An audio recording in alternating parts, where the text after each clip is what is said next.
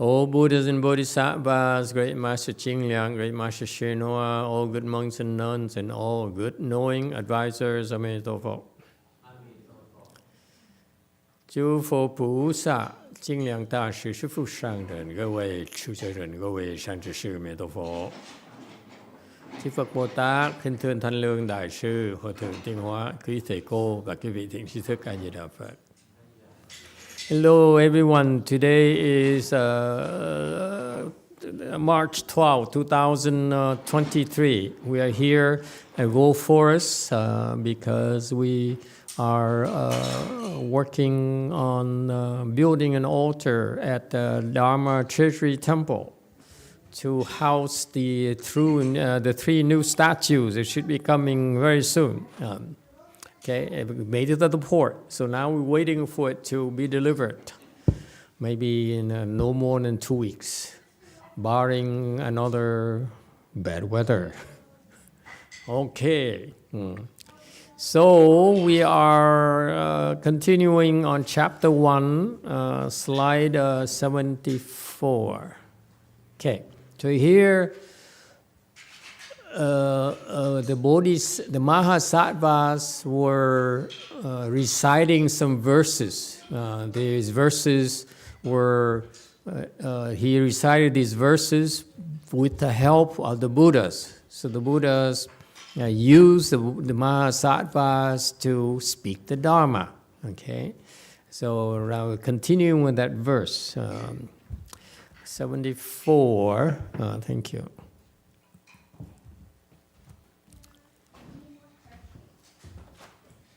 The thus come one's meritorious virtues are inconceivable. When sentient beings see him, their afflictions cease. 如来功德不思议，众生见者烦恼灭。 Okay. Thus come ones is the name, one of the 10 titles of the Buddha. So he, the Buddhas, he became a Buddha, and he became a Buddha because on the path to Buddhahood, he created tremendous merit and virtues. So there's a verse that Master Shenhua used. It says, "Thought as many as dust motes in lands might still be counted. The waters of the great seas might still be drunk dry. Space might be measured. The wind might be tied. But the more meritorious virtues of the Buddhas can never be described." Okay? So that's what does it mean? It means that thoughts, okay? Thoughts, this world here is full of thoughts. We are full of thoughts. So you see, if you take all the living beings present here in this universe and you count their thoughts, you still are able to count them all. That's the point. Okay? Each moment, each one of us produces so many thoughts. Okay? And let alone, and then you take all the thoughts of the living beings. You still can count them, but you cannot count the Buddha's merit and virtues. The waters of the great seas might still be drunk dry. So you take the water of the great oceans, all the oceans in the world, and you can drink them dry. Okay, or space can be measured. You can measure space. Okay? Or the wind may be tied down. Okay, so these are describing the tasks that are virtually impossible to do. I'm sure that in time the engineers will come up with a way to tie down the wind. We never know. Okay, we still have hope. But the meritorious virtues of the Buddhas can never be described. Okay, he creates so many good things. He did so many good things. And he did his conduct, his virtuous conduct is boundless.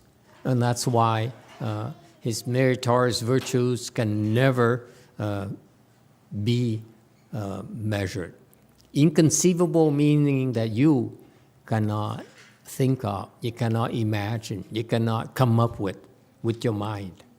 The only way for you to come up with that number is through your Buddha mind. That's the only way. Are we clear on that? So that's why it's inconceivable for us because we might be able to sit for 10 hours, but still 10 hours. Still not inconceivable.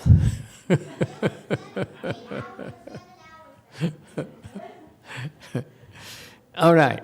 When sentient beings see him, their afflictions cease. This is one of the virtues of the Buddha. Okay? Whenever you draw near Buddha, you take a look at the Buddha, all of a sudden, your afflictions die down, one after another, after another. Okay? That's one of his vows. He says, when living beings see me, they will feel better about themselves, they feel better about life, they feel better about their daughters. You know? Okay? So that's what Buddhas do. And this is what Buddhas and Bodhisattvas do for us. When you see the Buddhas, when you see the Bodhisattvas, it naturally will be a decrease in your thinking and your afflictions. Okay? Afflictions, how do afflictions cease? The affliction cease because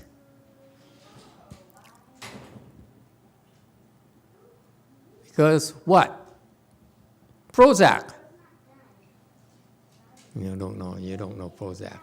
You guys no medical people here. It's a medication for depression. Okay, so anyway, so why do afflictions cease? How are afflictions created in the first place?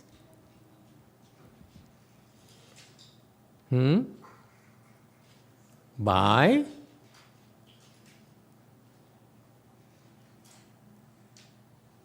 thoughts. Sounds familiar? What? No? Does it ring a bell? You're afflicted because before you get afflicted, you think about it. No? You do it every single day and you don't even know. This is how pitiful you are. It's how inconceivable you are. You really are a mystery. Inconceivable. It's inconceivable to me. You have no clues what's going on inside our little heads. Huh?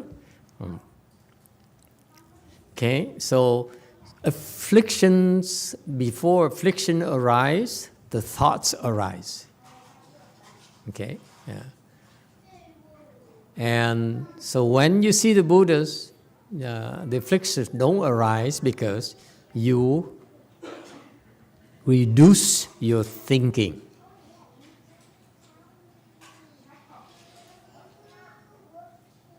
Hello, everyone. Anybody home? I know, I don't blame the Koreans. It's still early for them. They're still sleepy. Okay? But you here, you just, you sleepy too. Too much for lunch. Okay, never mind. Moving on. 76, he enables everyone in the world to experience peace and bliss. The God, comfortable, unmoving light observes thus. 普使世间获安乐，不动自在天能见。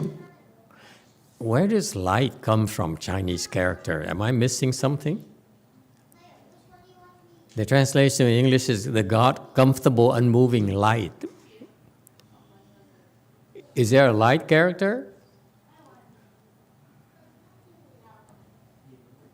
Okay, they must know something we don't. It's okay. It's not a big deal.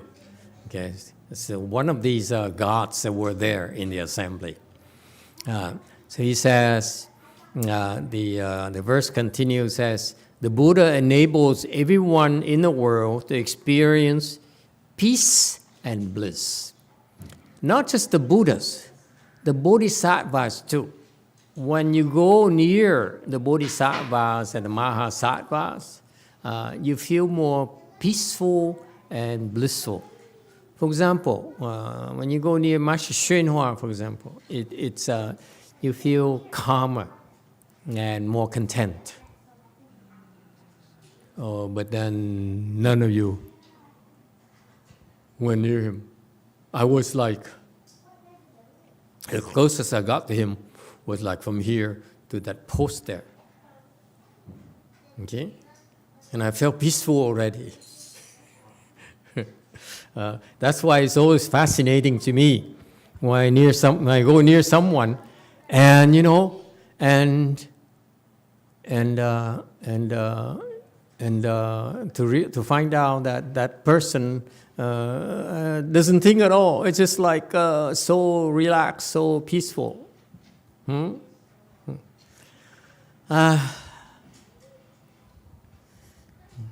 that peace and bliss as a state of mind. This morning I talked about being pleasant. Okay, you can give one form of giving that you can all do that costs nothing at all, is to give your pleasant company.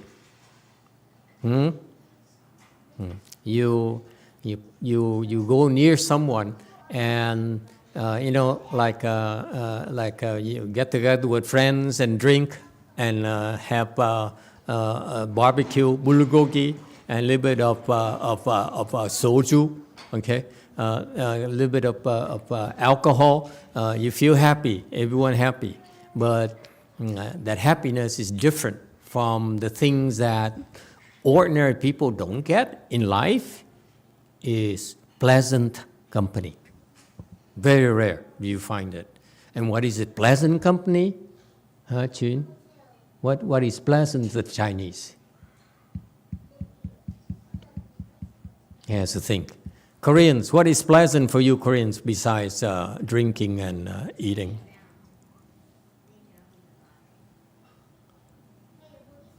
Too early for them. I can't think. Yes, Chinese person, 5. In Chinese, it's, I would just say good, like 好的. Huh? 好的, Good? 好的, 好的. Good, Good? pleasant, good, yeah. In this context, it's good. Ooh, disgusting. Sorry, Master, I have a question. I was thinking because... Wait a minute. Okay. I'm not going to let you get away from it with this, okay? You come to me with a good thought, yes? Suppose I'm an evil-natured person. How does it make you pleasant to me? Because I'm not judging you. But I'm evil, and you reek of goodness. How disgusting. You got to give me something that works for everyone, not just for good people. See a Chinese, really? Yeah, Wei Mao. Master, I have a question about a Dharma from years ago that got cut off. It got cut off at the end, and in the Dharma it said it was if you're a left-home person, then be a Dharma protector, and if you're a lay person, be a Dharma protector. So how can I do that? How can you become a Dharma protector? Yes, sir. You want to be a Dharma protector? I mean, is it how do I become a Dharma protector, or how can a Chinese person become a Dharma protector? How can I, as a lay person, protect the Dharma in my apartment? How can you what? Affirm it? Affirm? What? In my apartment, I mean, how how can I protect the Dharma? And then maybe that can help somebody else out too. How can they protect the Dharma? And then protect the Dharma. Oh, okay. Okay. God, it's so complicated. It's a complicated man. Okay. I don't know. How do you become a Dharma protector? Okay. Can we go smaller? Don't talk about Dharma. Okay. I don't know how to protect the Dharma. Okay. Way beyond my realm. How do you protect your woman? I mean, your girl. Huh? Can we talk about that? A smaller scale? Huh? Mary Jo, is it more manageable? How do you protect your girl?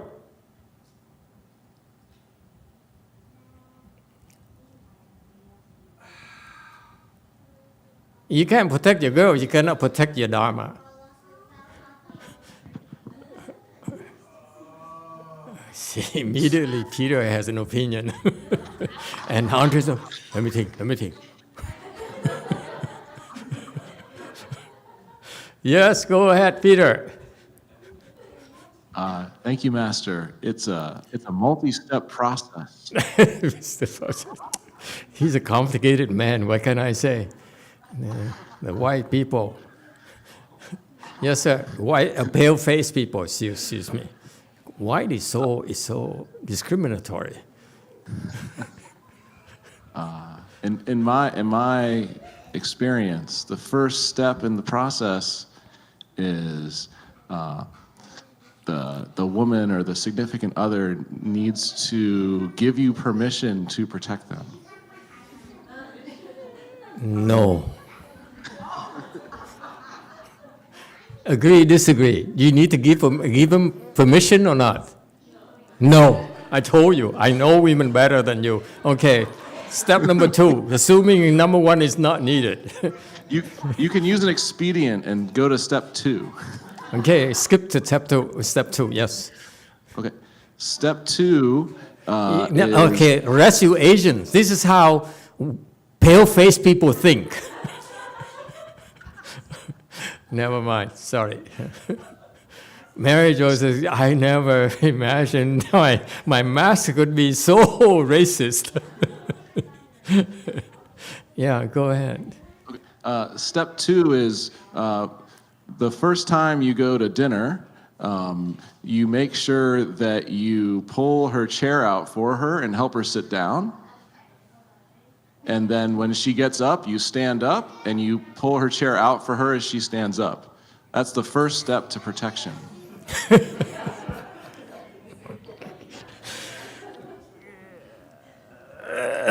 I'm at a loss of words. I never taken a woman out and had to pull her chairs like that, so I have no idea what you're talking about. Usually I go to a restaurant, you know what happens? I don't know about you. I go to a restaurant, I don't pull out chairs. It's the maitre d' who pulls out the chairs of my girl. I don't know what kind of restaurant you go to. So that is also protection because you're in fact paying for that to happen, Master. So that is, you're offering that. So you're saying I pay the maitre d' to protect my girl? Well, as a Sicilian, we have a long history of understanding you pay for protection. Blame on the Sicilians again. Here we go again. But long term. He moonlights as a mafia hitman. Yes, sir. Number 3. So longer term, so maybe step 10 or step 15 is you provide a ring. And that ring represents a circle of trust. The ring you put around her nose? And once you have the ring and she accepts the ring, then you provide shelter and clothing and shopping and groceries and life insurance and washer and dryer and mortgages, and it goes on and on and on. Yeah. Okay, I have a lot of young and impressionable men here. Okay. Good try. Anyone else? How do you protect your woman? I mean, yeah? Waymount. Next. Yes. Okay. G.I. Joe. Yeah, you. G.I. Joe. Who's G.I. Joe? I Hey. forgot about that term. Yes, we've got a comment from Cordelia, and then I have a question for you, Master. Yeah. Cordelia wants to know if seeing Buddhist statues helps you stop thinking, or does it have to be a flesh transformation Buddha or Bodhisattva? It depends. Usually, the good Buddha statues will help you reduce thinking as well. Why? Because they're surrounded by protectors, Dharma protectors. Not pale-faced Dharma protectors. Usually it's yellow-faced Dharma protectors. Much simpler protection. The pale-face, they pull out chairs and, they put rings around your nose. I mean, it's too much. Yes, what is your question, sir? I'm tempted to pass on it so we can keep this conversation alive if someone else would like to continue with an answer for your question, Master. How do you protect one? Okay. How do you protect what? One? Well, as you ask, how do you protect your significant other? I mean, how do you protect your woman? Yes. These people are so, they try to avoid controversies. Just spit it out. Don't you want to protect your woman? Yes. What's the point in speaking Dharma? We can't be blunt and straight about it. Absolutely. Okay. I have 3 girls here. Young girls here. Okay. Anyone would like to say, okay, let's hear from girls. How would you like people protected? JC. What? JC woke up? Whoa. 안녕하세요. Yeah. Okay. 법을 보호하기 위해서 먼저 발언해야 한다고 생각합니다. 왜냐하면 저는 아이들을 보호하려고 박사 부처님 엄청 비거든요. Okay. It sounds. 부처님께 빕니다. 기도합니다. Go on.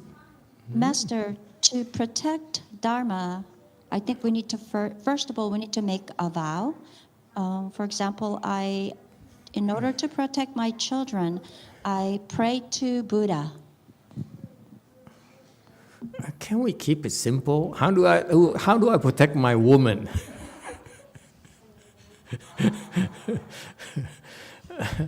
Okay, we go to your children later. Let's stick to how do you protect your woman. Waymount. Okay, thank you, Master. I'm going to give you a very direct, male, speaking from the heart answer. You're the only male who's speaking up. All the males here in Go Forest, they are mum. Mum is the words. I'll break the ice. Okay. I'll open it up. Okay, speak up. One word, biceps. Biceps.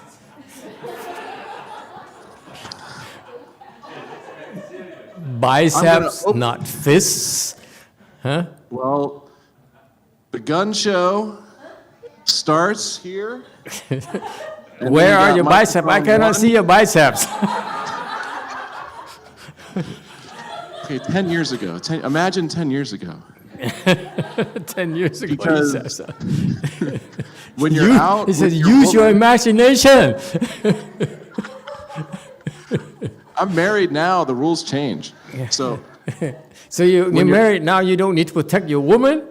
the protection gets more complicated. So You started it.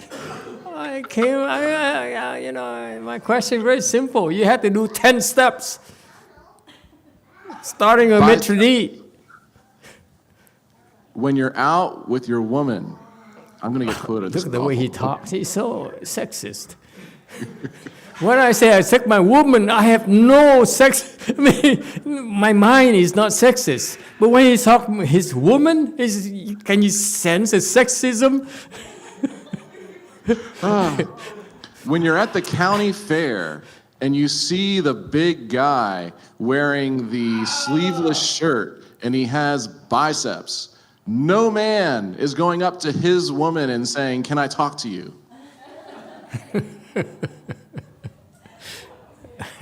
There's some truth in there. I'd be scared of it. That incredible Hulk is protecting his woman. So you need Dharma biceps. Biceps Dharma. Okay. Anyone else? Koreans. The Koreans are giggling now. Wei Mount. Master, to me, first is we care. We need to care, show them we care, and then we watch out for them. You care, and then what? And we watch out for any risk that coming near them. When was the last time you protected your woman?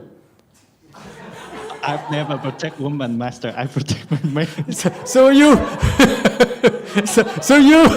you speak from theory. I want personal experience. I want real thing. Not your imagination like some pale-faced people who talk about biceps who has no biceps. Yes, 6. Master, so one way you can protect your woman is you do things in the background like financial planning, maintaining their car so that it's safe, basically doing all the boring chores, but maintaining security that way. Some of my disciples are so boring, I can't take this. Okay, anyone else? How do you protect your woman? You notice that? When I say your woman, you're not offended. But when the other people say my woman, we're offended. Yes, woman. I mean women. How would you like to be protected? I'm tired of hearing from men who don't know what they're talking about. Clearly, these are not protectors.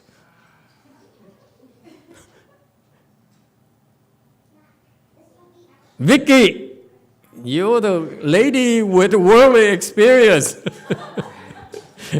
How would you like to be protected? What did Michael do for you? Oh my God. So much. Where do I start?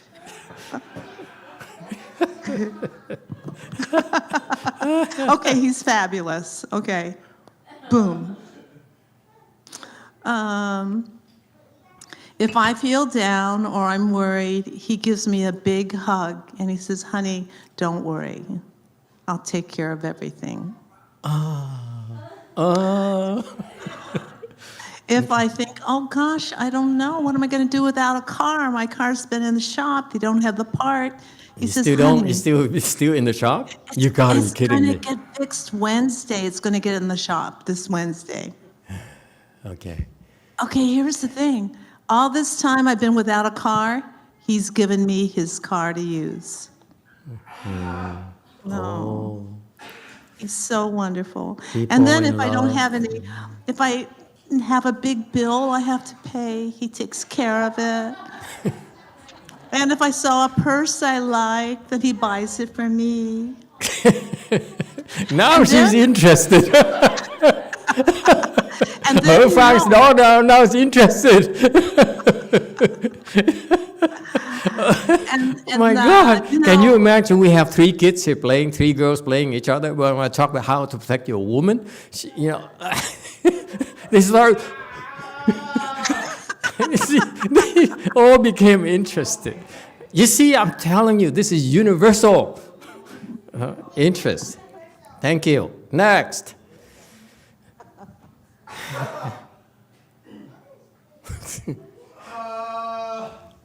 Okay, woman, how would you like to be protected?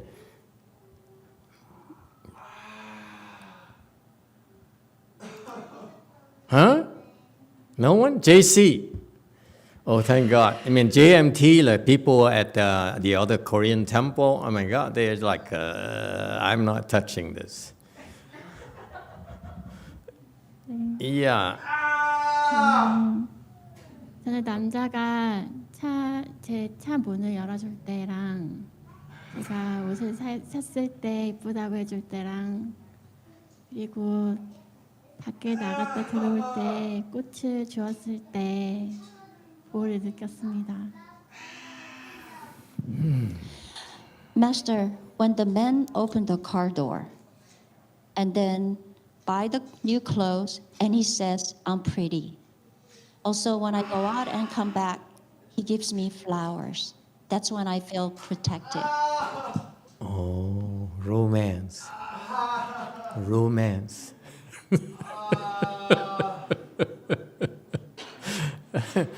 Okay, anyone else?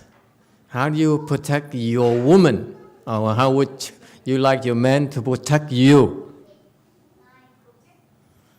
Huh? How about San Francisco? Do you have any input? Cordelia, how do you want your man to protect you?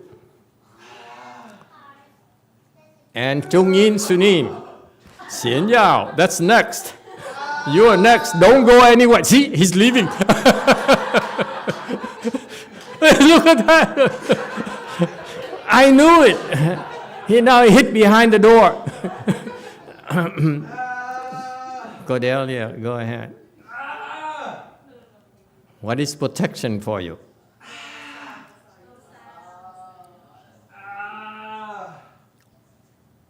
No? He says, I don't know. Anyone else? My God, it's been a while, and no other men here at Go Forest would care to comment?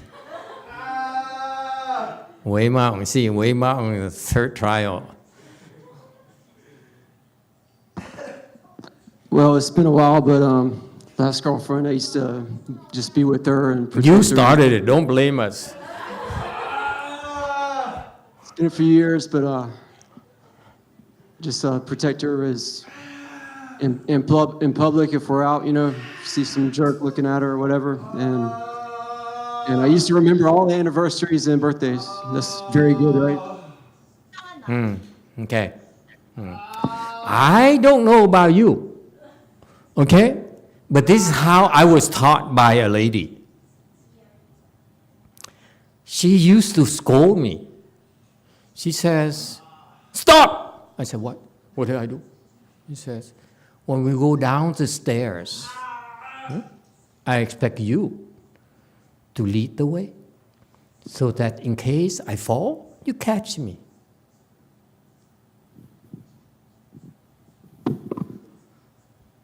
Intuitive.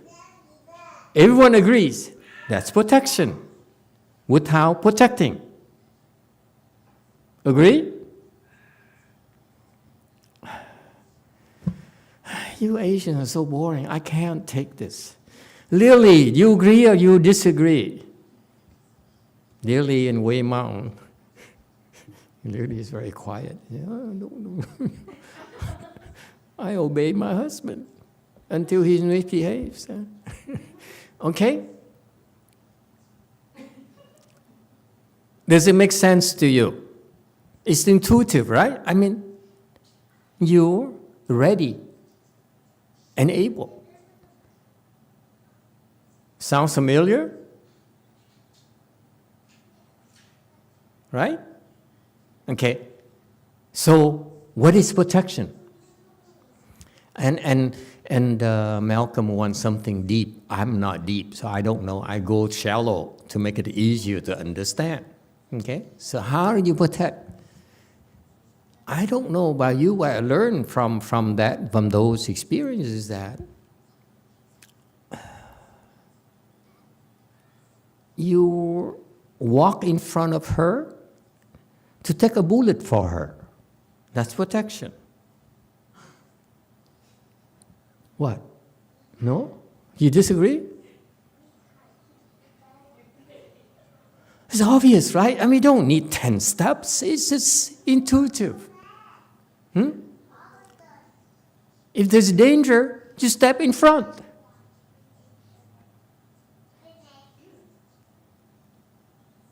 That's protection. No? Man, why do you look at me with wide eyes? Oh, so profound. What?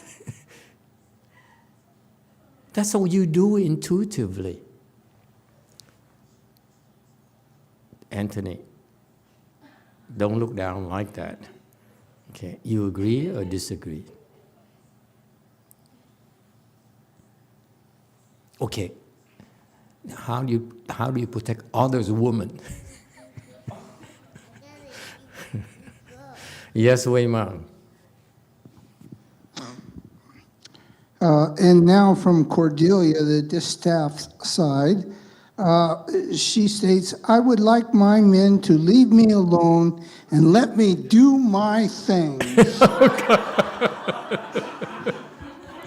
And also, I, on the other hand, she states, God. protect my men sitting there and watch what he needs and do it for him without being asked. I told you I'm shallow. Don't throw deep things at me. Okay? So if you agree with that concept right there, that you protect someone with your life, with your body, yes? That's protection. You protect your woman with your body. You don't talk about it. You step in front. You catch. You don't say, is it step number 3 or step number 1? Should I make a vow? Did I make a vow? For Peter, it's like, wait. Let's go methodical here. First, let me make a vow to protect you. Huh? And then I pull a chair out for you, meaning I have to take you out to dinner first. You know, stuff like that is too complicated. Jumi, how would you like your man to protect you? You're a psychologist.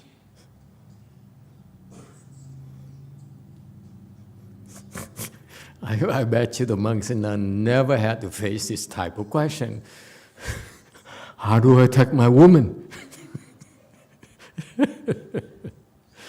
Yeah.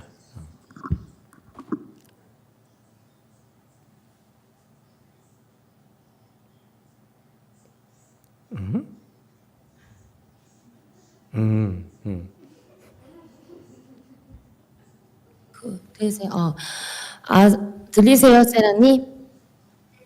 네. 아상과 에고가 있는 한 여자 대신에 앞서 나가서 총을 맞을 수 없다고 생각합니다. What? 3 sentences? That's too short.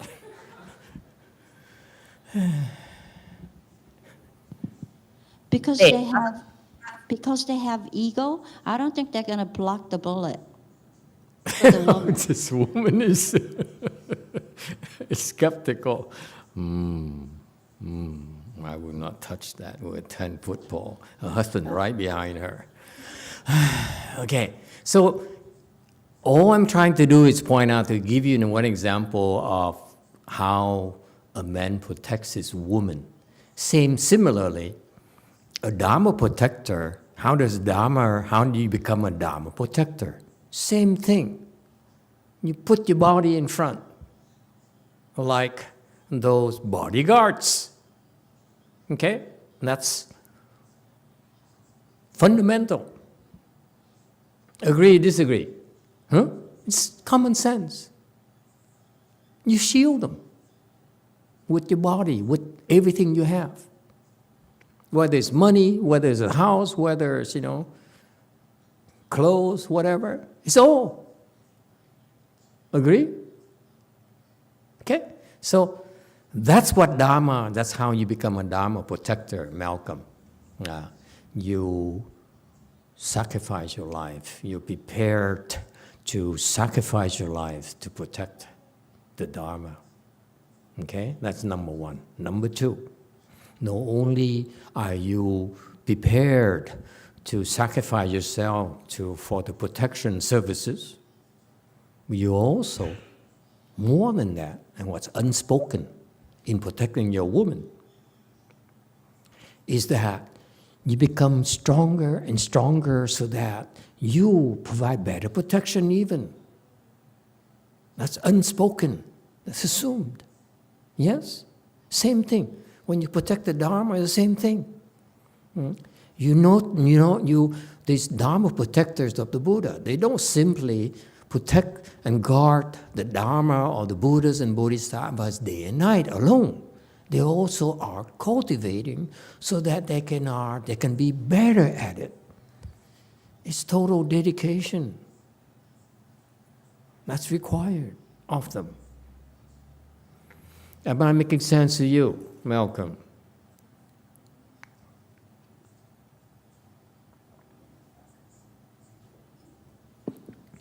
All right, JMT.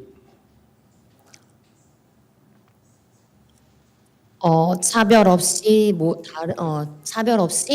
다른 사람을 대신해서 총을 맞는 사람은 한국에서 마사지밖에 본 적이 없습니다. 들리세요? 네. 네. The only person in Korea who could receive the bullets for others with no discrimination. That's Master Z. Well, you're losing that protection soon.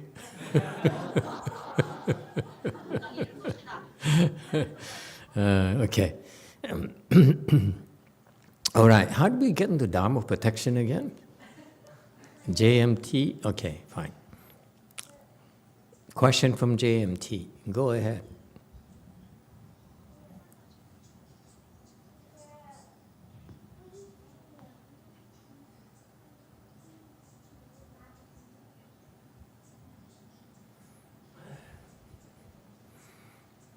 No question? Okay. Wei Mao question.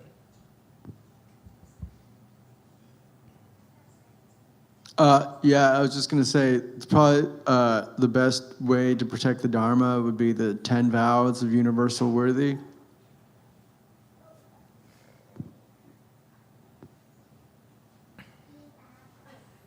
Did you hear that?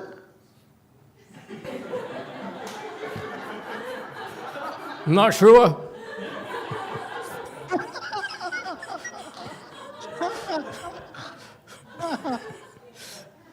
I said maybe one of the best ways to protect the Dharma would be the 10 vows of universal worthy.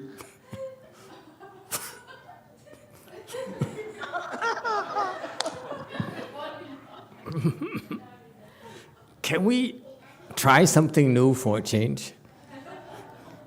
I can't get to you. Why don't we do this? Why don't we try this for size? Okay, Andres. And next time that you want to look a different direction, don't go like this. Okay? You go like this, or this, or this, or this. That way, will you stop moving your eyes? Okay. Okay. We have a joke here. There you go.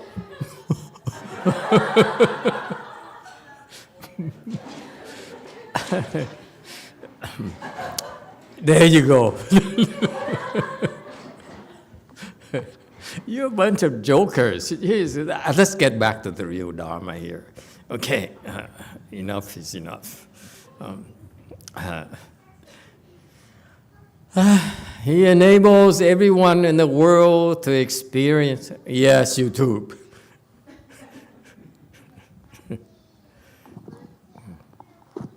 Yeah, from Leo. When I was young and even now, my father used to put his hand ahead of my chest when he needed to slow down the car urgently.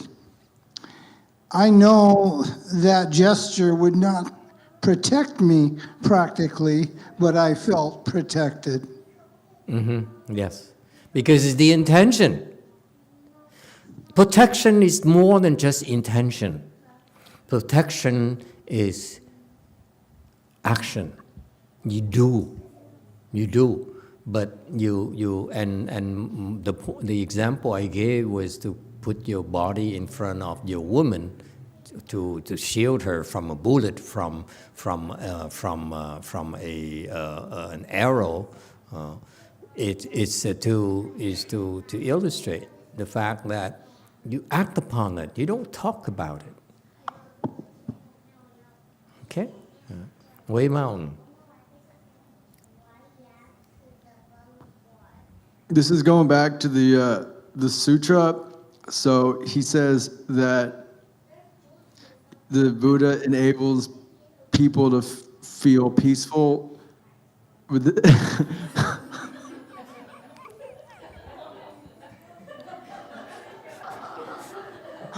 I'm sorry, Master. With that, and you said it's when you draw close to a Buddha or a Bodhisattva. Would that also mean that when you think about a Buddha or a Bodhisattva, you feel peaceful? Would it be the same with thought, or is it only in physical? What was it again? I wasn't paying attention. I was to control my head.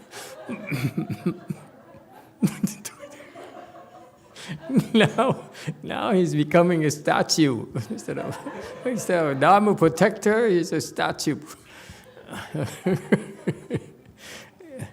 Girls, you agree that when men stop growing eyes like that, they're more trustworthy? Yeah? Yeah? Okay. You don't have to thank me. You're welcome.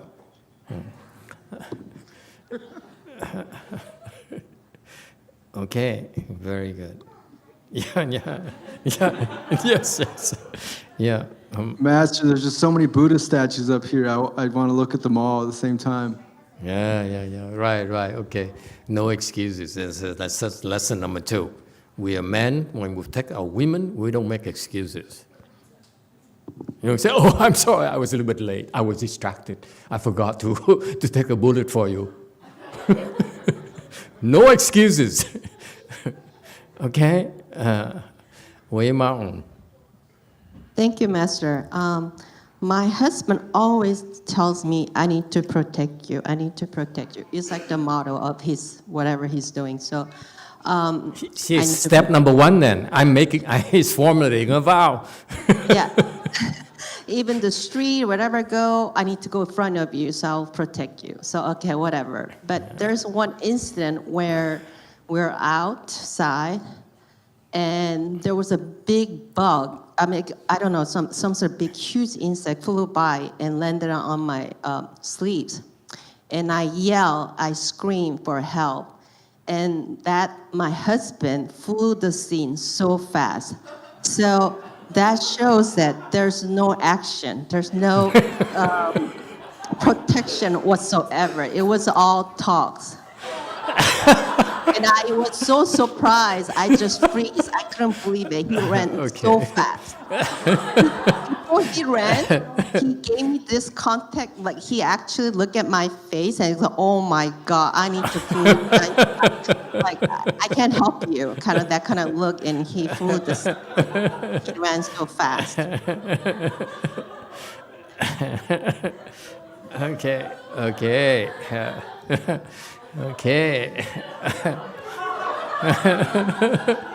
Guess who's sleeping on the sofa tonight? Yes, sir. 5. I feel like I need to. First of all, none of you saw this bug.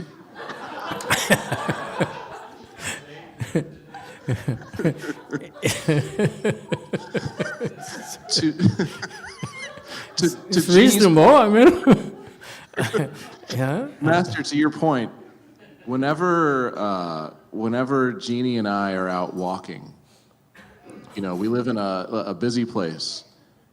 I always make sure I walk on the sidewalk on the side closer to the street.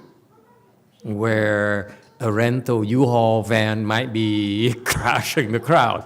Yes. Correct. Okay. Yeah. So I can put we myself have the same mind. Yes, in front yes, of her. Yes. Yeah.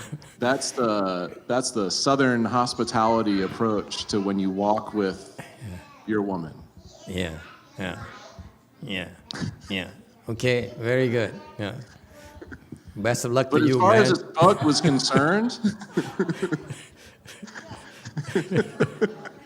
what did Mary Jo say? Give the mic to Mary Jo. She's so indignant. I mean, she said, I can't take this anymore. Master, we never really heard about the bug, did we? You know about what? He didn't address the bug issue at all.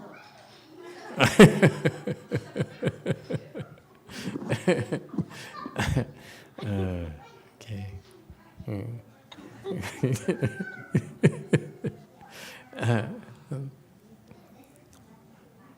Is this a Dharma class or is we gossiping?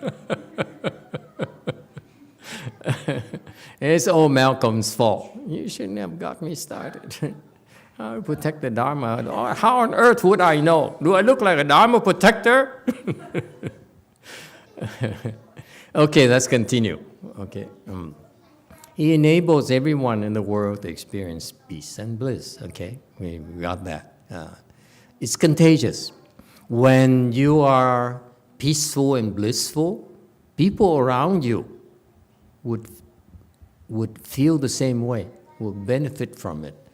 The God, comfortable and moving light, observes us. So this God here, and this world ruler who rules those heavens, comfortable here means that he's at ease. He's not afflicted by anything. He's not affected by anything, even at the slightest. That's what is meant by comfortable. And moving refers to state of samadhi. When you samadhi, you're unmoving. Why is that? Unmoving requires you to be in samadhi. You're unmoving because there's no thought that would make you move. Number one. Number two, what if the forces outside make you move?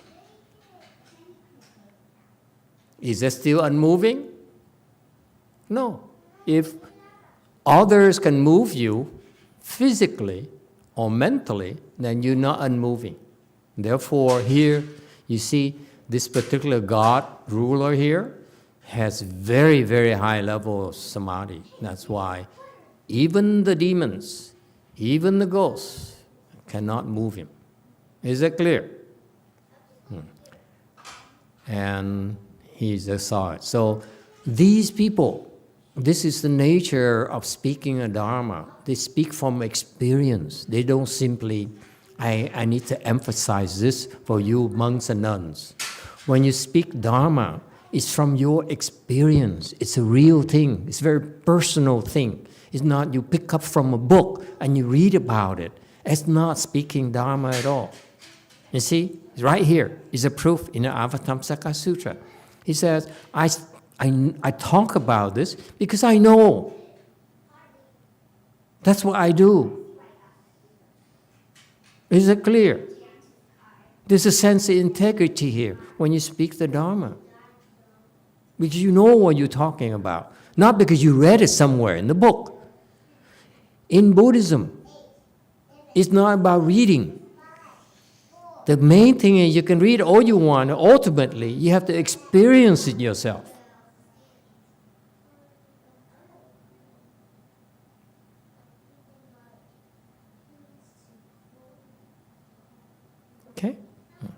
Next, 78. Beings are constantly occluded by darkness and delusion. Thus someone tells them about the method for gaining tranquility. 众生痴暗常迷覆，如来未说极静法。 Okay, next person who took a look as far as he could at living beings throughout the Dharma realm. And he says, living beings are often confused by darkness and delusion. Confused by darkness because you can't see. Delusion is because inside you screwed up. You stopped yourself from seeing what delusion is. Okay? You don't allow yourself to see internally. You refuse to acknowledge it. You refuse to face it.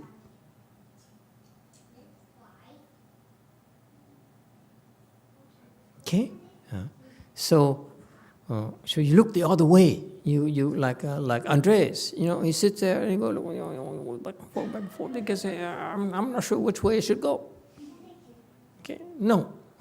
So the living beings are constantly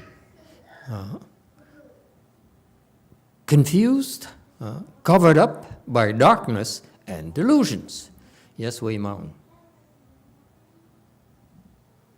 Master, the word in here, may, the word may in Vietnamese is also have a meaning is they like to cover. But I did not see that in English sense. I just want to point out that. Which mê word? đậy, si ám thường mê đậy, mỹ, trọng sân. 1, 2, 3, 4, 5, 6. The character number 6. Me. Fu here is a cover up. Me also means they have the tendency to like to cover. Okay, yes, okay. It's occluded.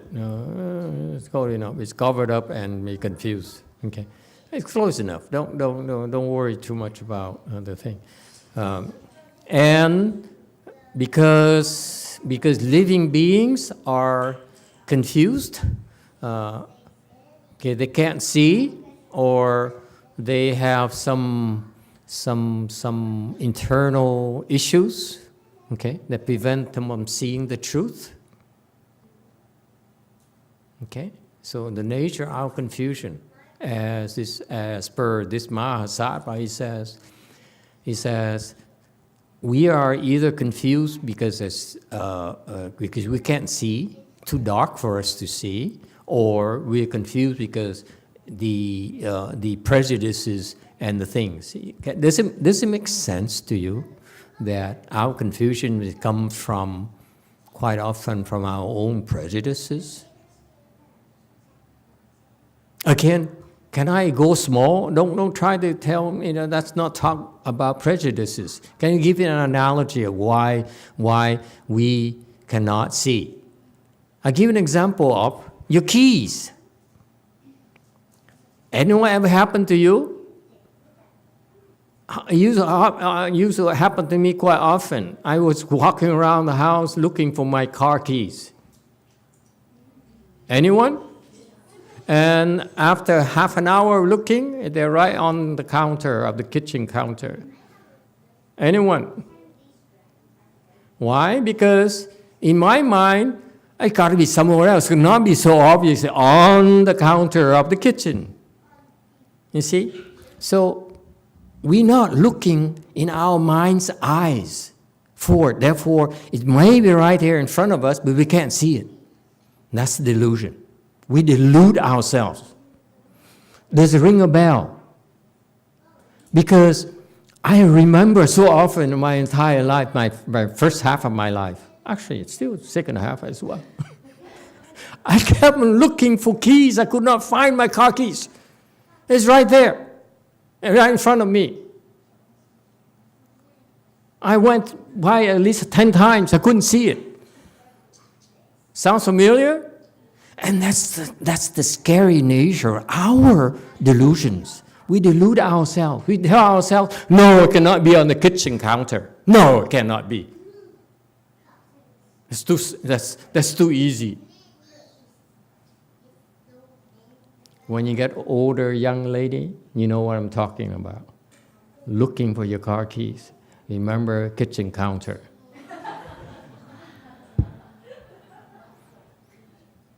Okay?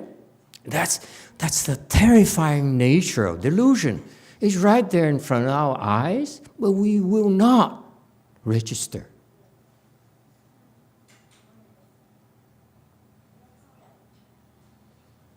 The Duscam ones tells them about the method of gaining tranquility. So the Buddha realizes that.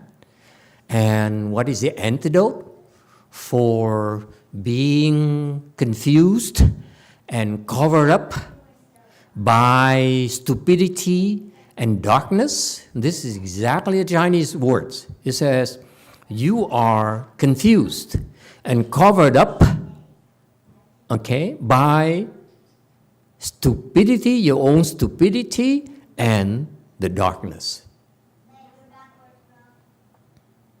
That's the nature of our existence. We covered up by darkness and stupidity.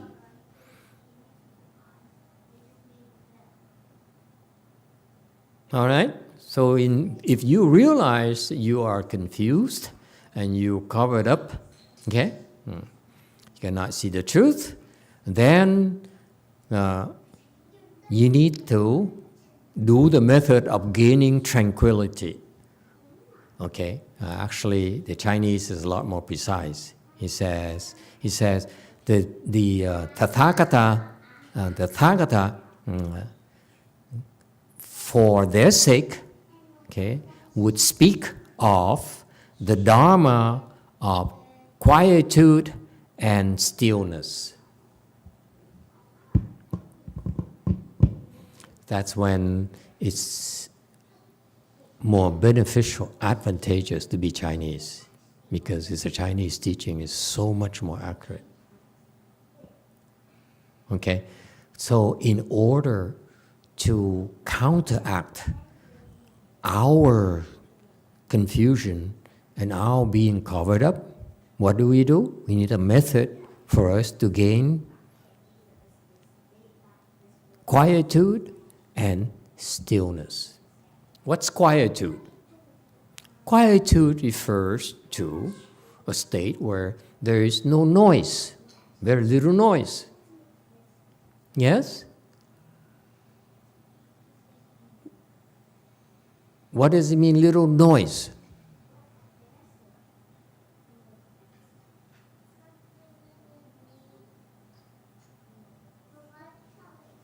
Little noise means that the sound, yes, Wei Mountain. Did you say little noise? Little noise. Little noise? Yeah, little noise. That means the thoughts inside us aren't that loud? Yeah, very good. Little noise means that first of all, it's physical. The radio is turned off. TV is turned down. The stereo is muted. Okay? But also, the noise also comes from inside your head. Okay? Especially crazy people, they hear noises. No? Don't nod your head. No, I'm referring to crazy people. I was looking. It's a trick question.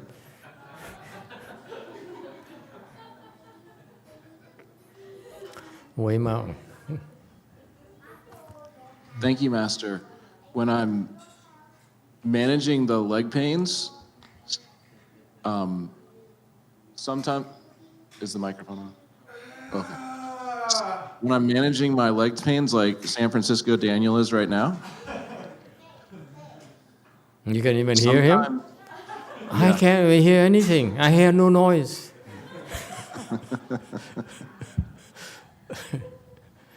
Sending you big hugs, Dharma brother. When I'm dealing with the leg pains, I found I physically have to breathe out loudly to drown out the pain inside my head. Okay, that helps. That is helpful. I agree. So you create your own noise. You too. Yes, from Din Tai. In a state of tranquility, we can more easily enter samadhi, which helps to dispel delusion. Yes, that's correct. And this is why the Hinayana hide away from the noise of civilization, the noise of the TV sets, where it's easy for them to enter tranquil states. And this is a fallacy. Pay attention, cultivators of the way. It's a fallacy to think that you can go away from people and isolate yourself to gain tranquility. Okay? It's not the case. Because you may be able to get away from the noises of the city, of civilization, but you cannot get away from the noises in your head.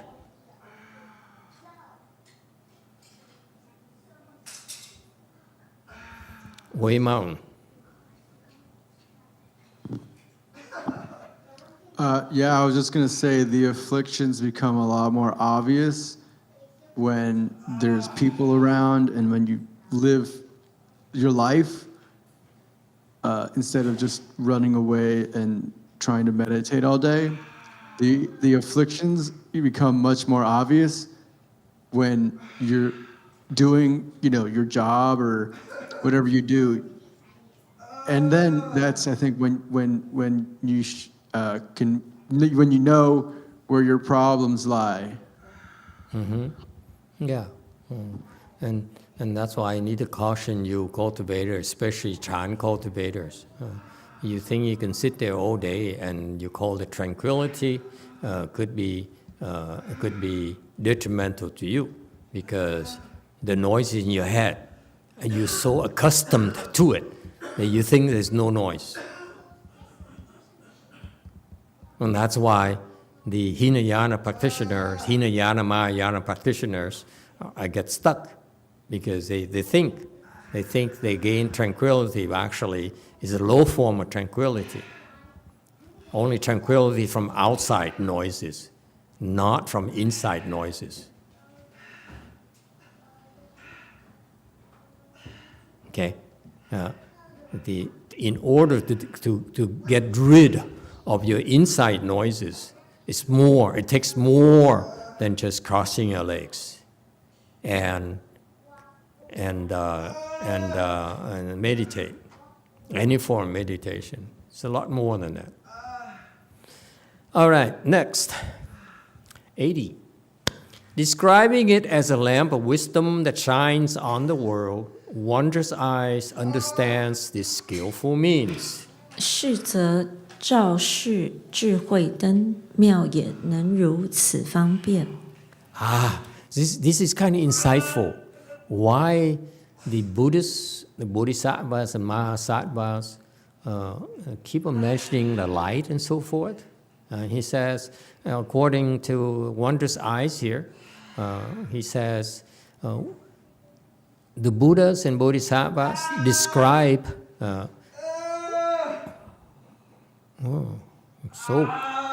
so passionate.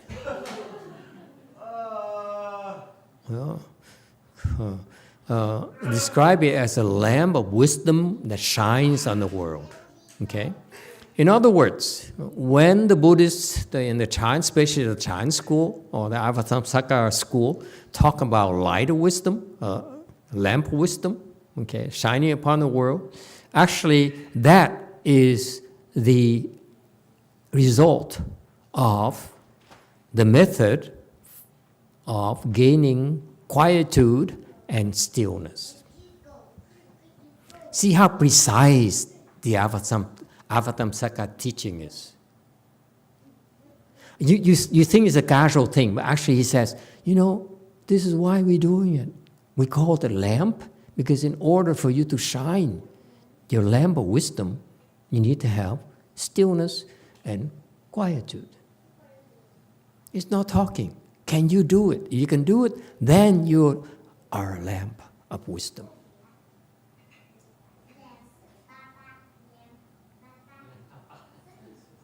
All right? And this lamp of wisdom here that shines upon the world. It's not simply enough to say that I have wisdom, therefore I can help. I turn on my lamp of wisdom, okay? That's not enough. For us, Mahayana, it's a lamp of wisdom that shines, it's used for something. For what? Shining upon the world, meaning we shine our light of wisdom to help remove delusions and unhappiness in the world, not for ourselves.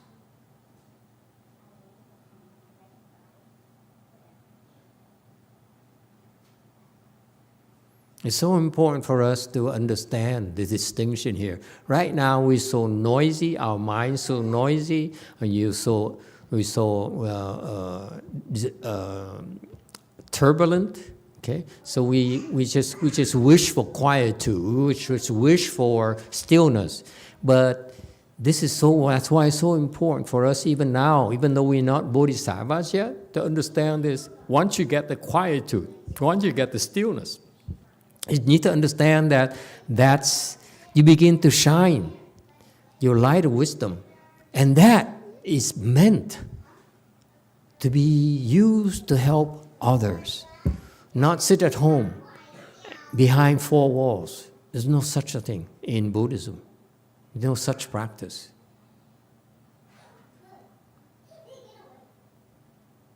Okay? Yes, in the future, and don't get me wrong, in the future, okay, we will allow you, I will allow you to hide behind four walls, to build, to build your biceps. Because you don't have any biceps right now, so I need you to build biceps so that you can lift heavy. Okay? But it's only a temporary process. It's always to shine our light of wisdom upon the world. That's our ideals. Do we understand each other? That's why we're doing all this. Way Mountain. Master, I wanted to ask a question that you said early on about your master, that when you were in his presence, your mind went to stillness. So I had a similar experience with another spiritual teacher in the past, and I always had this question, that kind of a samadhi that comes in the presence of someone who is high level of achieved cultivators, can that do a transformation, or it's only temporary and I have to do the work? I don't understand the question. Oh, okay. Put it simply, Master. Yeah, simpler is better. Remember, I'm shallow. Can someone like a Buddha or Bodhisattvas, can they transmit that samadhi energy to lay people like us and put us in samadhi? Put you in samadhi. Yes. would that be temporary only, or can that be like a permanent transformation? It could be both. It could be temporary, it could be permanent. Okay, Master, I asked that question because I had a similar experience with one spiritual teacher. But I always felt like after some time I was coming back to my normal state of mind. So I kind of got disillusioned. I thought like, if it is only like a temporary thing, it's not valuable. So I just like when you were talking about it, I was thinking about it. You know, maybe is there something that we could benefit from it, or how would you say for people like us to use that energy? No, there. You're being unreasonable. When you're hungry, we give you a sandwich.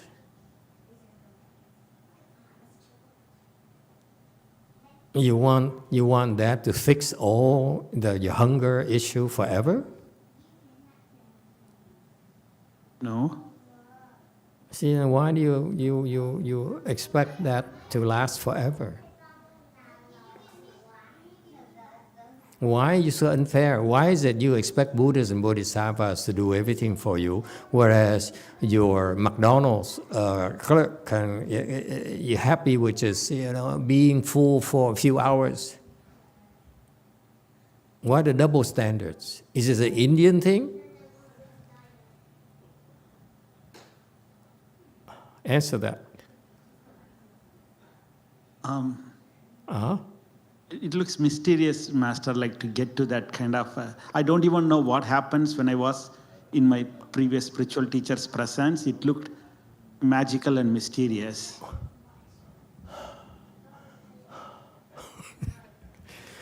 Boy, you have a lot of work to do here, my boys and girls.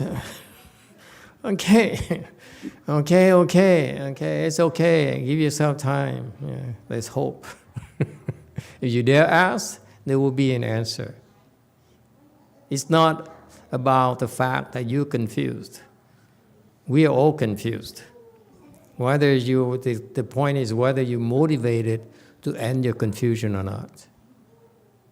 That's all. Okay? So sometimes Buddhas and Bodhisattvas will help you to give you a flavor, okay, of what tranquility is like. For example, they come and talk to you, buy you a cup of coffee. By the way, I found a new place of coffee here in Northern California. Never mind, I got distracted all the time. Okay, it's not Phil's coffee. Okay, anyway, she says, what? It's near her place. Yeah, that one there. Yeah, the quiet one. Okay, so where were we again? Never mind, it doesn't matter. Okay. Yes, Wei Mountain. Thank you, Master. How do I start looking at my own faults? My ego shields me from doing it, even though I want to. Your ego what? It shields me. My ego won't let me find my own faults, even though I want it. So your ego stops you? Yes. How do you know your ego? Because, You're making a statement and everyone, oh yeah, my ego stops. He said, say what? I said, since when did your ego stop you? I kind of feel it. I know it's kind of moral from right and wrong. Here we have another one. Mary Jo, explain that to me. Please help us out. This lady says, my ego stops me.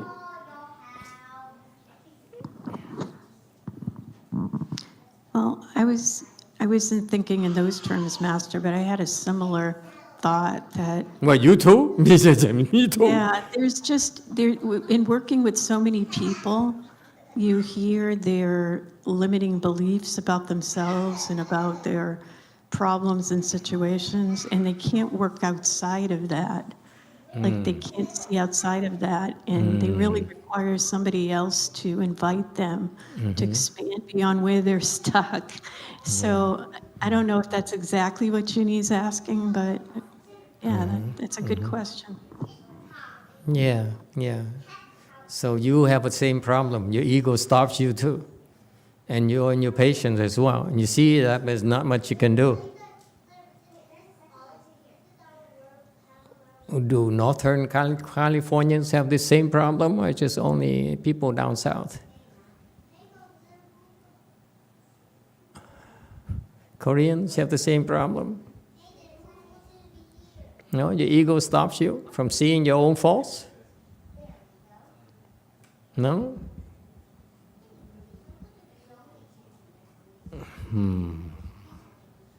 So how do you see my faults when she's basically paraphrasing her. I try to look at my faults, but somehow I don't look very long. She puts it, my ego stops me. Very sensitive woman. What? She's crying? What is your answer? Why you look so sad?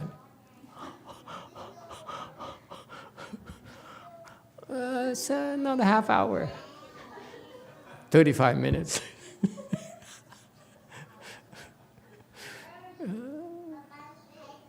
Yeah?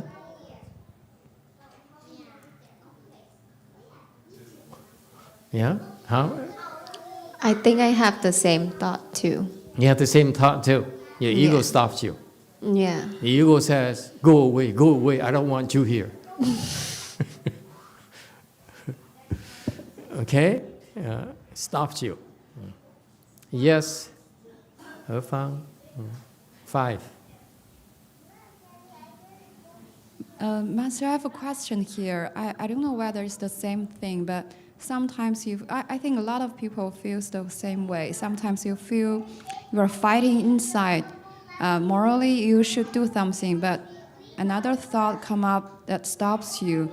So my question is, are these the both sides are from my ego, or just the bad one? Because I think if you judge it's a bad one and the right one is not my ego, it's the discrimination at the first step. So I'm curious about this. Do I make myself clear? No. I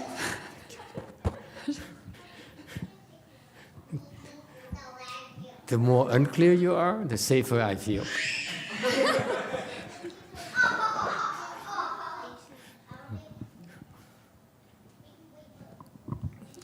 Wei Mao. It's easy to see your faults when you're put in an uncomfortable situation, like when we cross our legs or do something hard. I think that's probably the best time that you can see your faults, because you say, I'm going to cross my legs, and then when it starts to get hard, then the thoughts of, oh, I hate this, all the thoughts, all the really bad energies start to come up in your consciousness, and it becomes so obvious to see them, and at that point you can work through it. So I would recommend that to do hard things that make you feel really uncomfortable. For me, that's what's helped me to spot my own inefficiencies the best. Okay, I have a couple of ways for Jeannie to deal with it. If you find yourself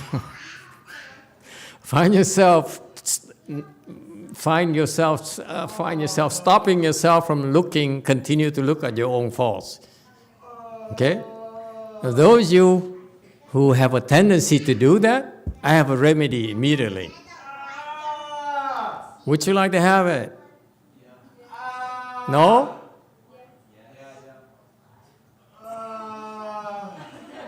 Does it mean no or yes? Just give me a no or a yes. Don't say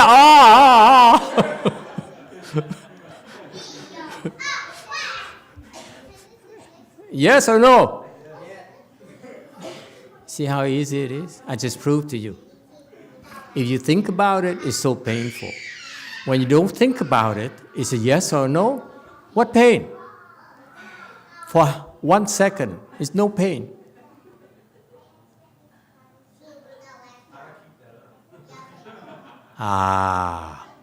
Because you believe the thought right there. I want you to pay attention to this. You believe the thoughts that it's hurting, it's killing me. You believe it. You really believe it. And you don't realize, sir, that's not you. They make it appear a lot worse than it really is. And what's the antidote? I just taught you. Don't think about it. Think about yes or no. And your devoted master. You see? Distracted yourself. That's the principle. Distract yourself. That's all. Don't think about it. Because what your mistake you're making is that you believe it's real. And that's why I say, go away. I don't want this. You try to weasel your way out of it. Whereas the antidote is either distract yourself, don't think about it, okay? Think about something else, okay? Or if you're like a real man, which some of you are not, okay? You endure it. You just endure, you just take it. That's all. You say, yeah, I'm going to take it. Yeah.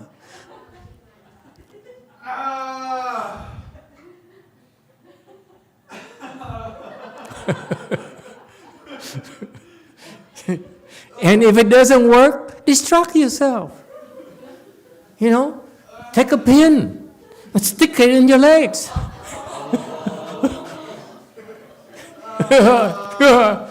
See, there's so many ways to distract yourself.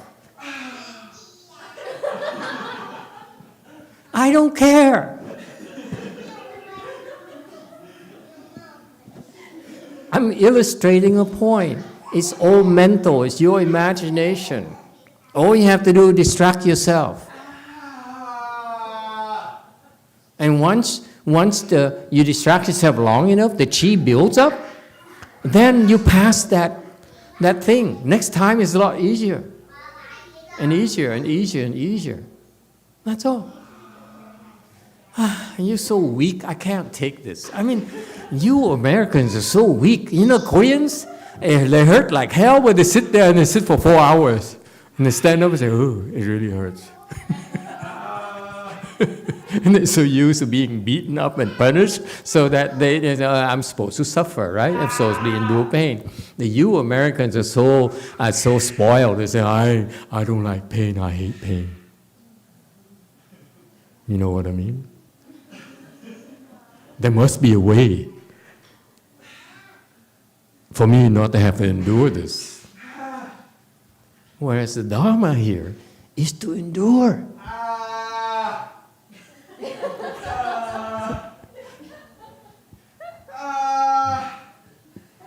Okay, and wondrous eyes. Yes, JMT.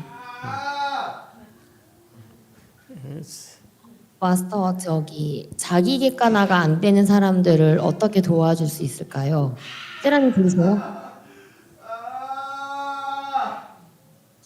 그러니까 셀프 오브리케이션이라고 해요.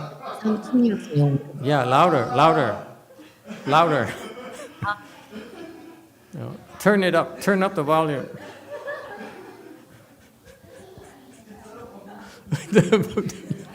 그러니까 그게 영어로는 셀프 오브젝티피케이션이라고 하는데 마치 거울에서 Now you scream all you want. 뭐요? Yeah. 그래요? 네, 다시 할게요. 영어로 셀프 오브젝티피케이션이라고 하고요. 그게 이제 거울 앞에서 자기 자신을 이렇게 겉모습을 보듯이 자기 내면을 바라보는 거.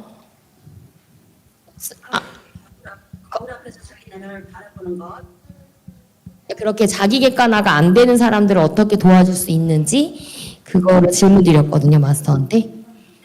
네. 네. Master, there's this kind of people, it's more like they seeing themselves in the mirror, but they can't really see themselves. How do you help this kind of people? No problem. I don't know how to help those people either. If they're blind, they're blind. They see themselves, but they don't see themselves. It's too deep for me.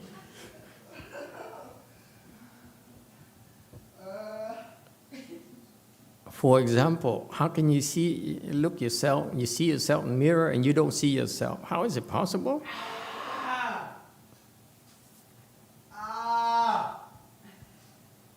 I hear, but I don't hear.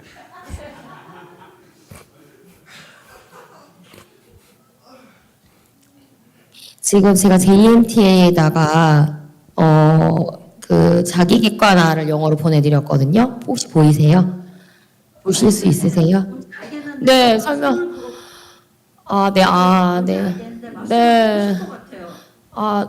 네, 혹시, 네.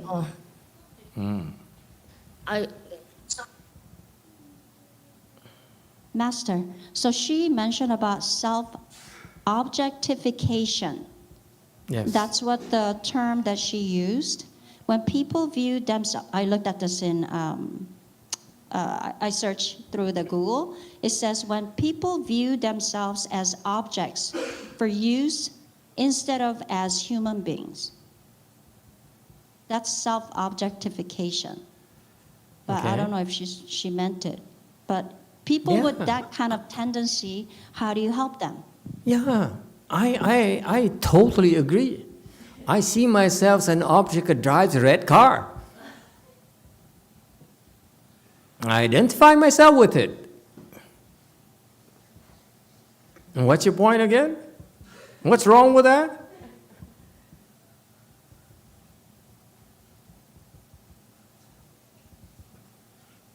You go into psychology and 상담이나 좀 수행의 진전이 느려가지고 그런 사람들을 어떻게 도와야 될지 질문 드렸습니다.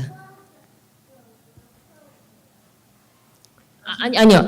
수행뿐만 아니라 상담에서도 내담자가 자기 객관화가 안 되는 사람들이 좀 돕기가 어렵거든요.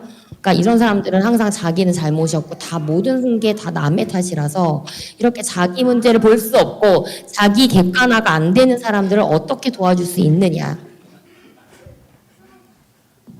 So she explained again, there are these people who doesn't see their fault, and they all blame other people's for this fault. How do you consult these people? How do you provide the consultation for these people? how does it have to do with objectification of myself?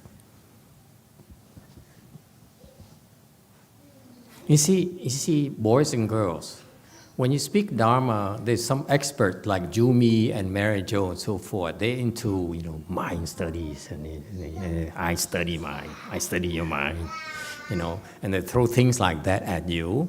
And say our research says so and so, and this is what we understand about it. Okay, and let me tell you, don't let that throw you off, because they're building concepts upon concepts upon concepts. Okay, it's all intellectual stuff. It's not based on what's really happening inside of people's head. Mary Jo, what have you got to say for yourself? Bosco, the crazy people doctor, is not here, so I can't pick on him.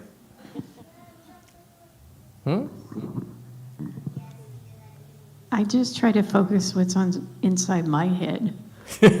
Because I'm bringing that to help them, and I have to help myself first. Yeah. So humble. That's what they do to you. You meet a lot of these professors, there's a lot of therapists that throw things like that at you. Then studies and upon studies upon studies. Your study is flawed. Your theory is wrong. Don't build on top of that. But no, they go ahead and build it up. Way Mountain. Master, I know I talk about this a lot, but the 10 Vows of Universal Worthy chapter of the Avatamsaka Sutra, it makes it sound like in every being, in every actually molecule of the entire universe, it's infinite amounts of Buddhas inside of there. Yes. So that means inside of each person, there's Buddha and Buddha nature. So I think a way we can help people is to not see as much, don't put as much importance on their ego and their false nature, but look through that and see their Buddha nature. Because if our Buddha natures are connected, if I'm seeing the other person's Buddha nature, I have a feeling it'll strengthen that part of them. And eventually, if they've planted enough good roots, and if we have enough good roots, then they will develop in a good way. Sounds profound. How many hours can you sit? 1. And you dare talk about Avatamsaka Sutra? Yes.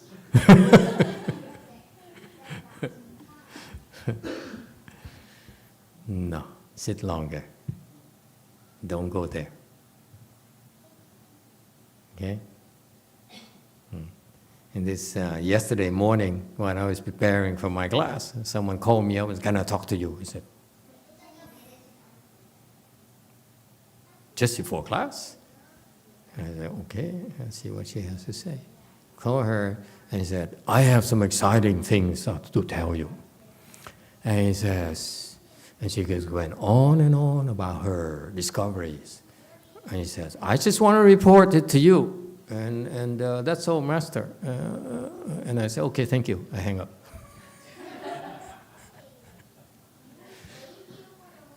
The message is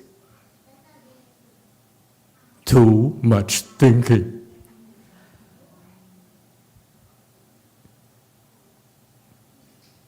Still too much thinking.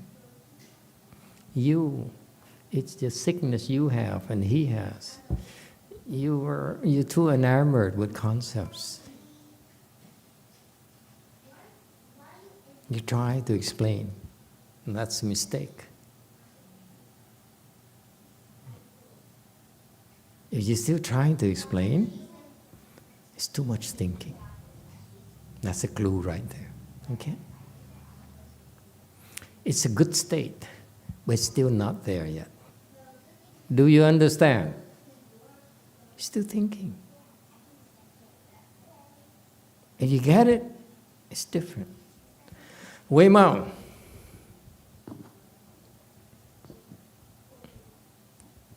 Thank you, Master. I just want to clarify. Someone was asking if, what happened, what does it mean if you look in the mirror and you don't see yourself, right? Yeah, something like that. Yeah, I just want to make sure we're all on the same page with this. That means you're a vampire. You got big problems, man. Like, we got to talk.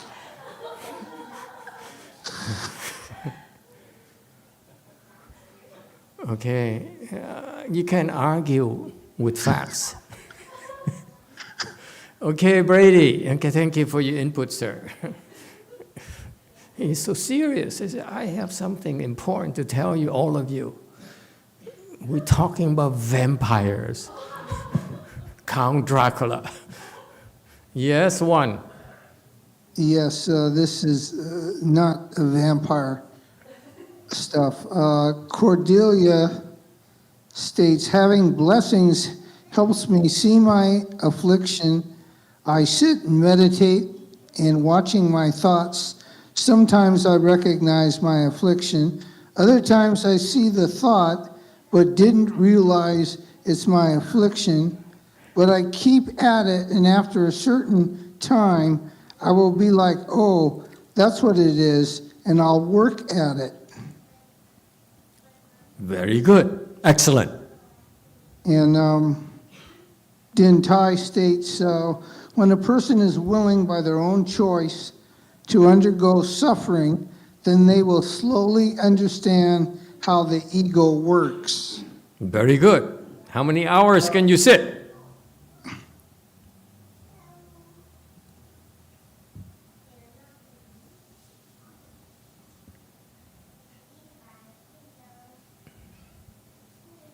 I don't see an answer yet. Not He that states, many.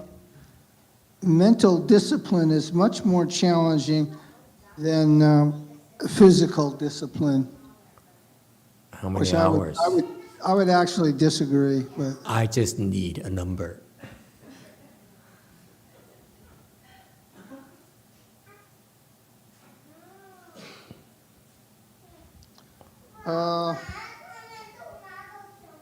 Don't know it. He says Okay. he doesn't know it, I guess. I want you all to know your questions are valid. Your questions are penetrating. And your questions are very, very good. And I wish that you would ask them, Master Shenhua. I'm sure he has better answers than I can give you. It's unfortunate. And you don't realize how wonderful it is for you to formulate your questions like this so that you can see the nature of cultivation. Who's talking and who's doing.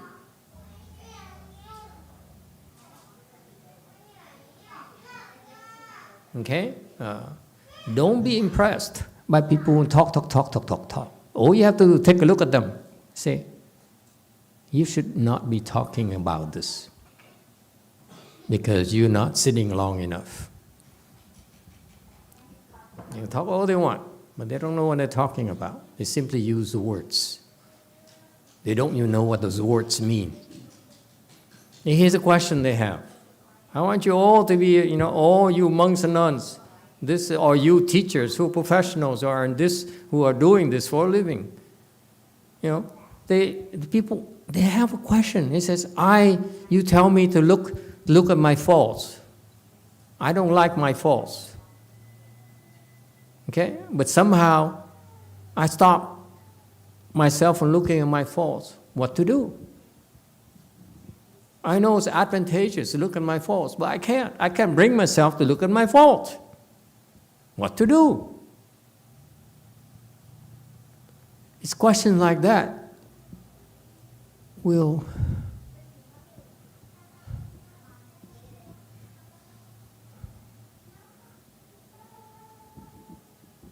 spell the difference between either you know or you don't. You can't beat around the bush and this. How do I deal with it? I will not allow myself to look at my faults. And the answer is, good luck. I don't know either.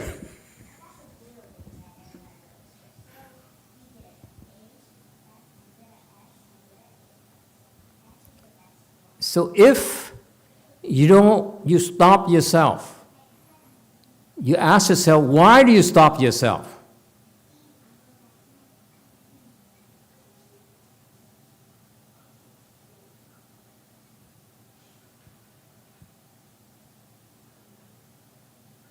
Ask yourself, what did I convince myself? How do I convince myself to stop? Does it make sense? Are those reasons valid?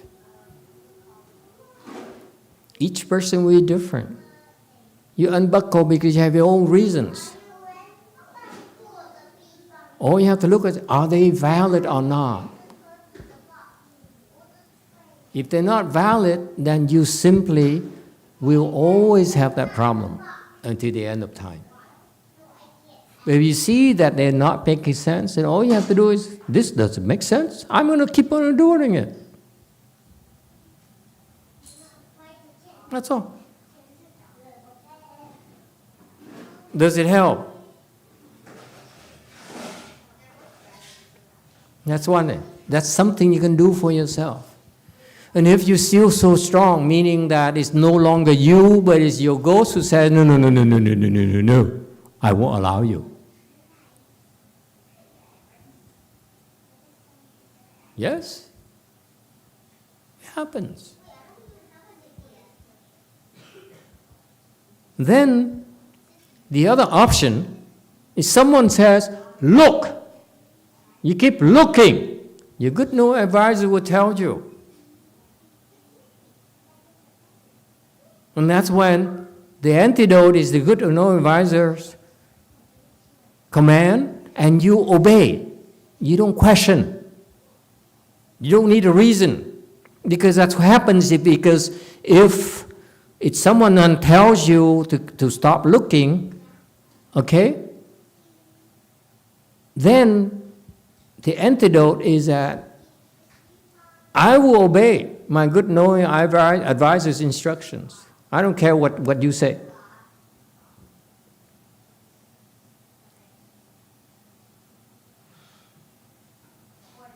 Everything has an antidote. That's all. Does it help? Unless you bring out your problems, you will struggle on your own. This is what happens to people who sit by themselves. They have these problems and they don't know how to deal with it.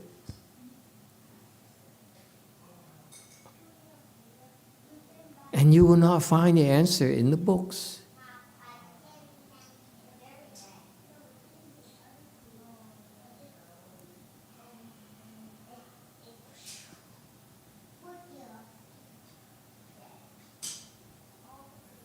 Okay, going back to slide 80. Yeah. Wondrous eyes understands his skillful means. So, meaning that wondrous eyes is at the skill level very high.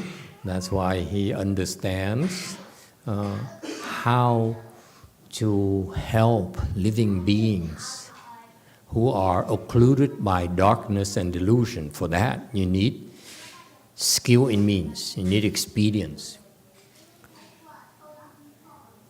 All right? So these are the insights you have. And that is very casual verse, actually. It's a lot of details, a lot of detailed implications there. 82. The thus come one's pure and wonderful physical body universally manifests in the 10 directions, defying comparison. 如来清净妙色身，普现十方无有比。83, the commentary slide. He says, the Buddha's pure and wonderful physical body. Okay, how do you get a pure body?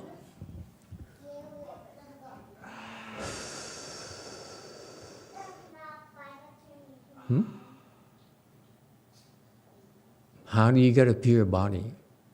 Taking a lot of showers?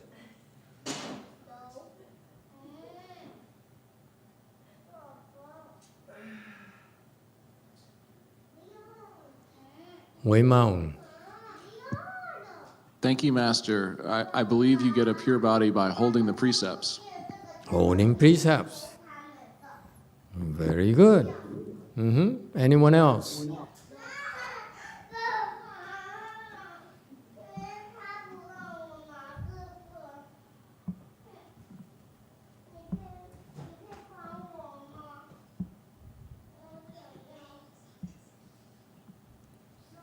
That's it? Yes, 6. How do you get a pure? Maintaining a pure mind. Pure mind. Yeah, okay, along the same line of precepts. Yes. All those things. Okay. Just know that Buddha's body is pure. What do I know? you get tricked all the time. You should ask, Buddha, why do you ask such a question? Wonderful physical body. So the Buddha's body, based on the Buddha is reminding us, his body is pure, is wonderful, physical body. Wonderful meaning that it's marvelous. It's full of wonders. Okay? It's fascinating. And it can manifest everywhere in the 10 directions. Okay? And define comparison. And there's nothing that's even remotely comparable. Comparable. Is that clear? And that's what we're talking about, the physical manifestation of the Buddha's body. It's incomparable, period.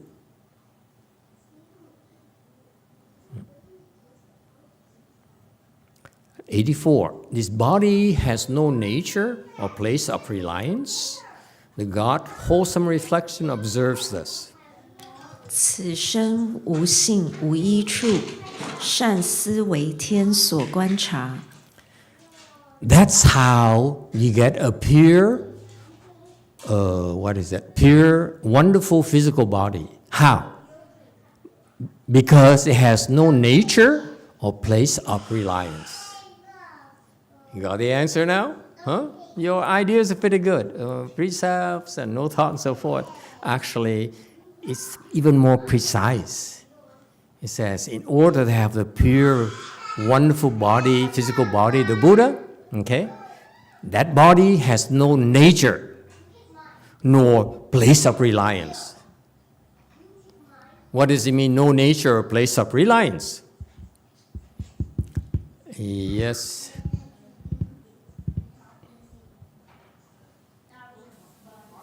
Five. No marks.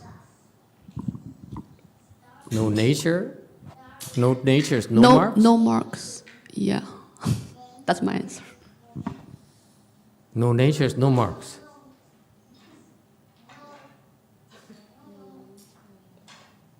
You take this wonderful thing called gelato.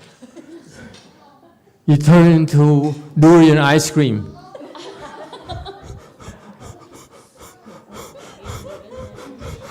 I'm shocked. Yes, 6. Does it mean no production of thoughts? No production of thoughts. No. Way mountain.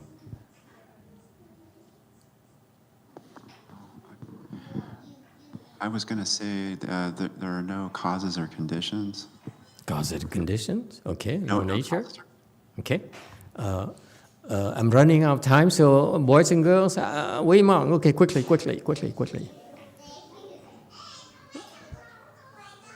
That's it? Okay. No profound question. No more questions. No nature.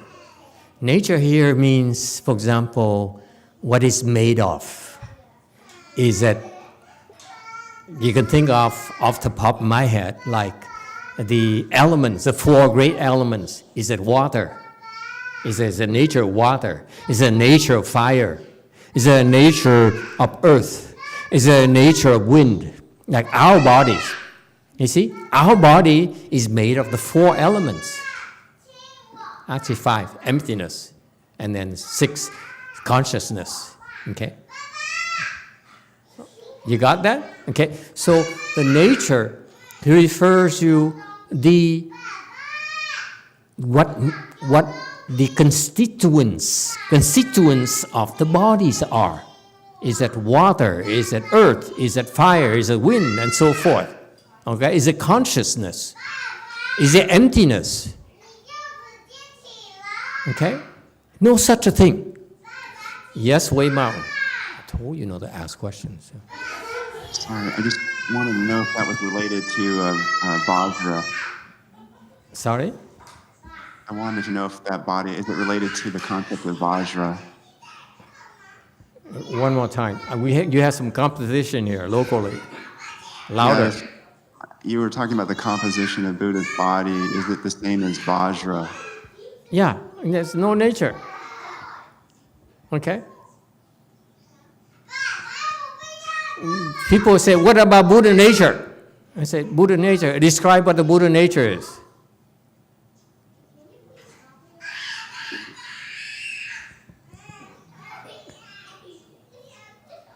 The Buddha nature is no nature. Buddha nature, your self nature, defies description, defies classification. That's why it's called no nature. Am I making sense to you? Okay, I try to go small first and people object to it completely. Master, you take something so profound and you turn into something so shallow. I'm a shallow guy.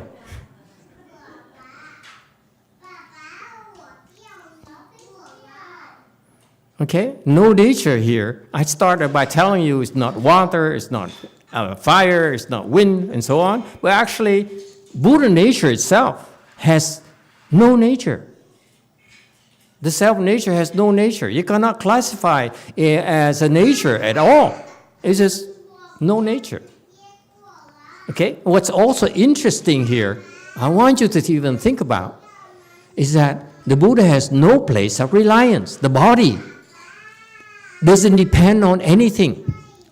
Does not depend on what? We talked about earlier. Quickly.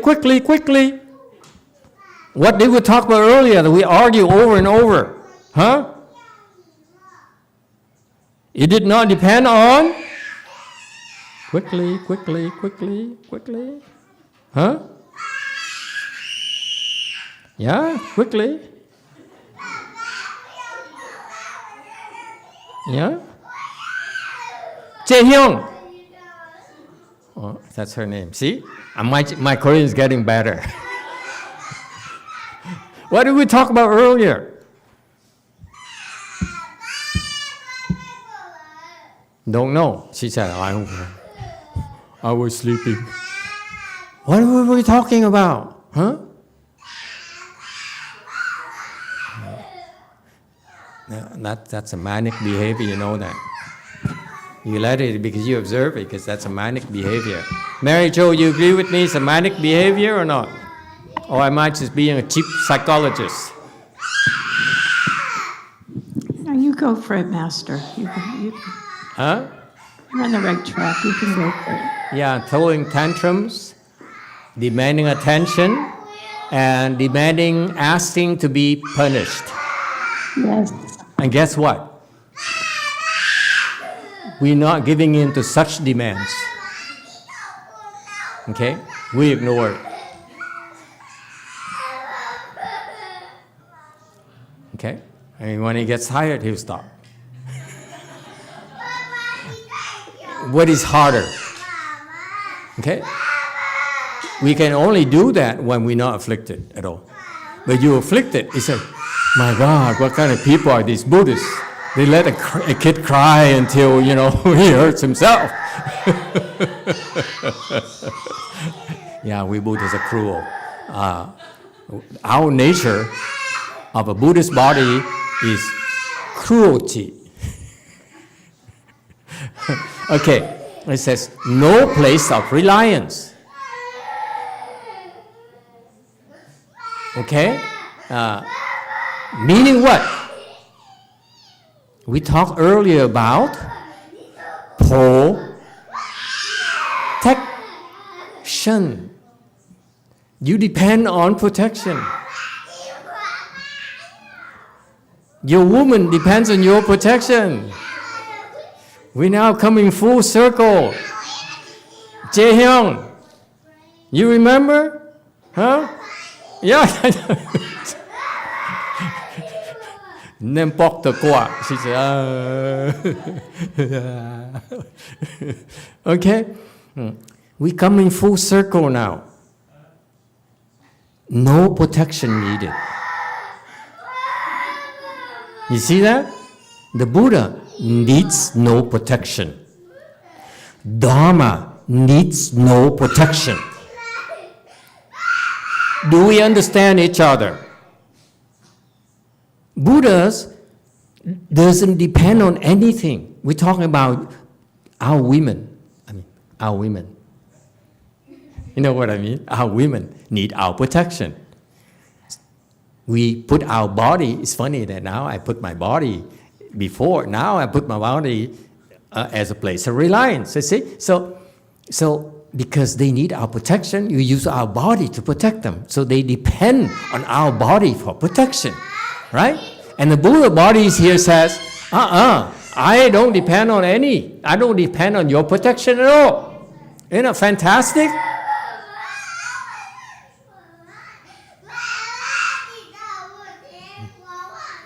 Hey, Daniel, you have some competition.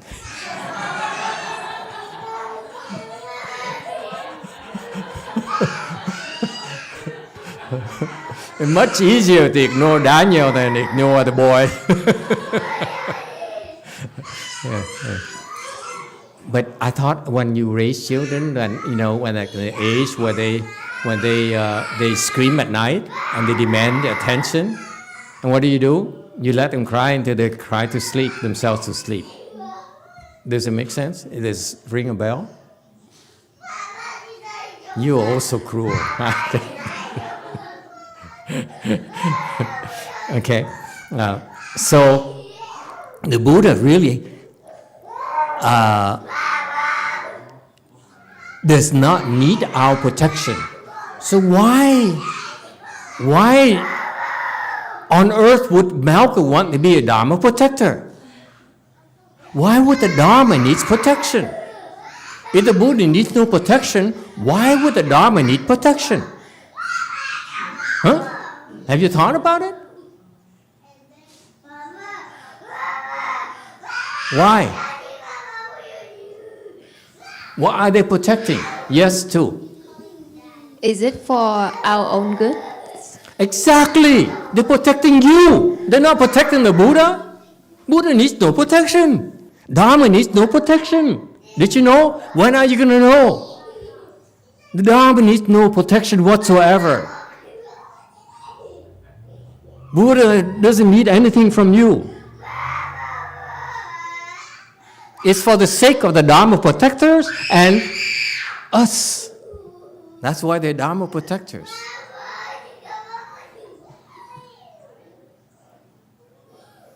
Wei Mao. I was going to say the Buddha needs no protection because it's the substance, and what the Dharma does because it's the function. The Buddha is untouchable. The Buddha cannot be harmed. The Buddha cannot be encroached upon. Why on earth would he need any protection?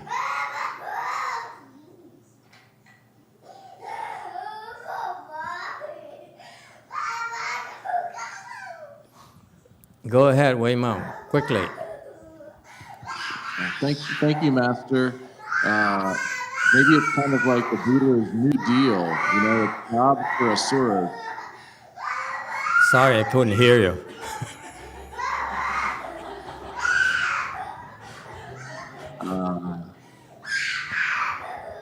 I was saying it's kind of like the Buddha's New Deal, New It's, Deal. Jobs for asuras. A what? Job for asuras.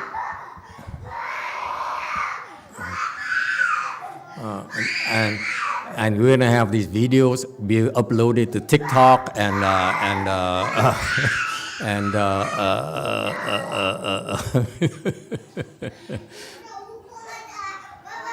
What happened? Oh, how your dad is so mean. Oh, I agree with you. Your dad, come here. Don't come here. Your dad is so mean today. It's okay. Come here. Here you go.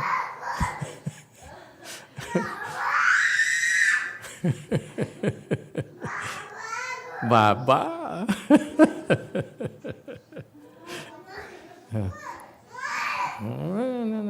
Yeah? Okay. Yeah.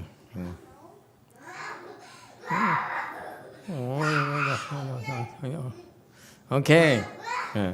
Okay. So wholesome reflection. Finally, wholesome reflection. Shan Siwei, Tian Sura. So he when you contemplate goodness, when you contemplate purity, then you will be able to see the Buddha. Okay? All right, we stop here today. Thank you, everyone!